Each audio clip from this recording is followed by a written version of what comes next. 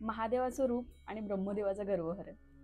सृष्टीचा निर्माता ब्रह्मदेव याला खूप जास्ती अभिमान झालेला की माझ्याशिवाय कुणीही काही करू शकत नाही किंवा मीच या सृष्टीचा निर्माता आहे, प्रत्येकानं माझंच ऐकावं, असा एक त्यांना एक प्रकारचा गर्व निर्माण झालेला. यावरून महादेव संतापले.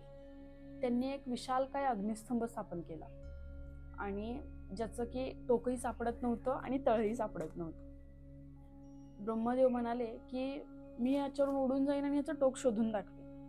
विष्णूजी म्हणाले मी खाली जातो आणि याचं तळ शोधून दाखवतो.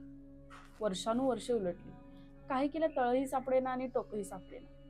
मग विष्णूजींना कळून चुकलं की हे महादेवाचंच एक रूप आहे आणि ह्याचं काही केलं आपल्याला तळ काही सापडणार नाही. त्यामुळे ते धर्तीवर पुन्हा आले. पण ज्यावेळेला ब्रह्मदेव आले त्यावेळेला ते खोटं बोलले.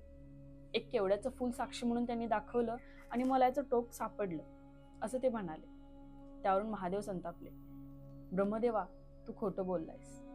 तुला या पृथ्वीवर कधीच कुणी पूजेसाठी स्थान नाही मिळणार आणि हे जे केवड्याचं फूल आहे हे सुद्धा माझ्यासाठी आजपासून अप्रिय होईल. तेव्हापासून ब्रह्मदेवाला कुणीही पूजत नाही. खूप कमी मंदिर आहेत जिथं ब्रह्मदेवाला पूजलं जातं, पण महादेवाला आपण महादेव म्हणून ओळखतो. ओम नमः शिवाय.